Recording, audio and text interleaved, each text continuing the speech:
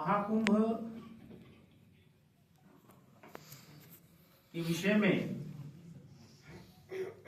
आदरणीय ब्रजभूषण जी ने विस्तार से चर्चा करी। कुछ एक बातें हैं जो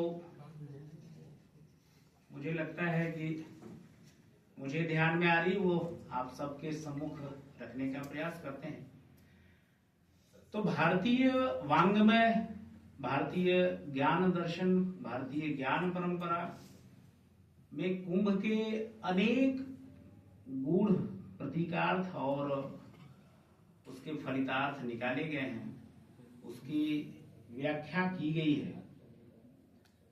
उसमें सबसे प्रमुख रूप से कुंभ के विषय में जो कहा जाता है वो कहते हैं कि कुत्सितम उभयति दूरयति जगद्दितायेति कुंभ, अर्थात जीवन से जो कुत्सित तत्व हैं उनको दूर कर देना, यही कुंभ है। कुंभ अर्थात जो विकार है वो छनकर बैठ जाते हैं।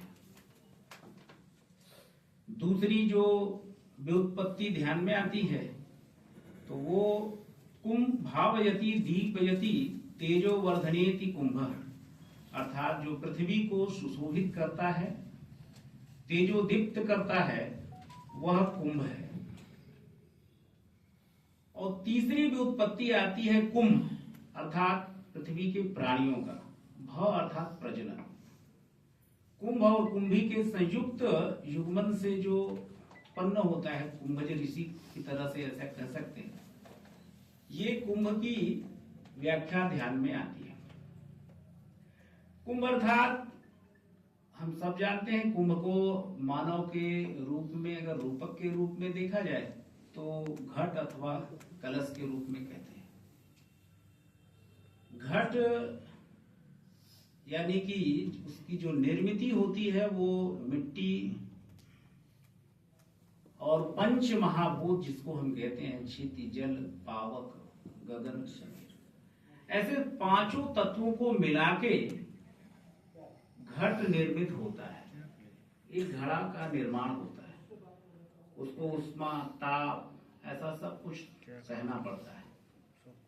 और जब मिट्टी को ताप दिया जाता है, जब मिट्टी को ताप सहना पड़ता है, तब उसमें धारकता आती है, तब उसकी धारण क्षमता निर्मित होती है।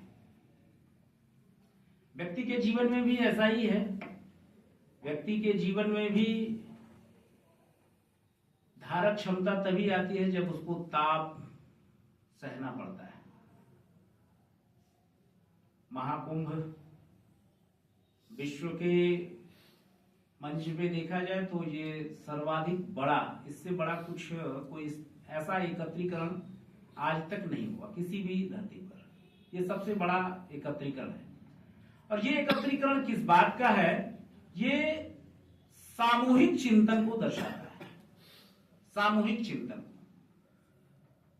सामूहिक चिंतन किन बातों का होता है, थोड़ा सा इस पे भी विचार करेंगे तो ध्यान आएगा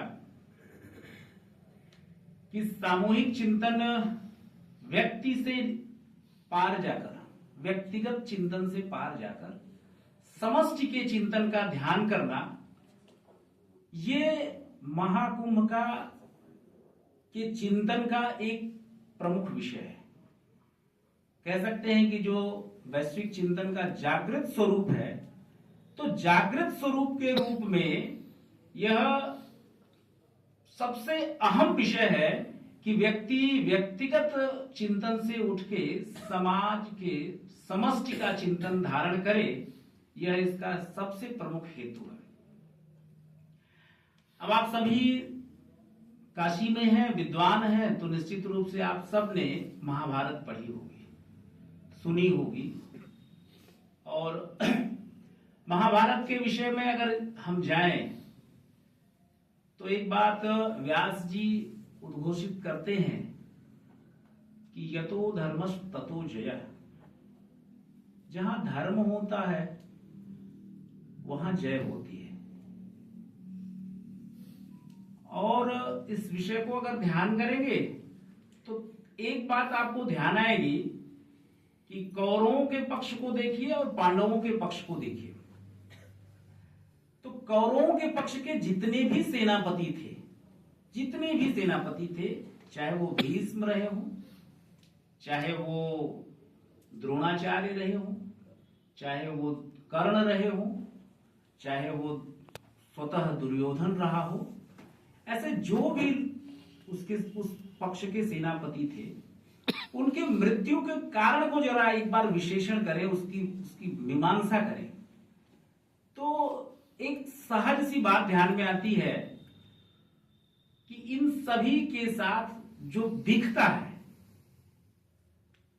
वो दिखता यही है कि उनके साथ छल हुआ, वो छल से मारे गए।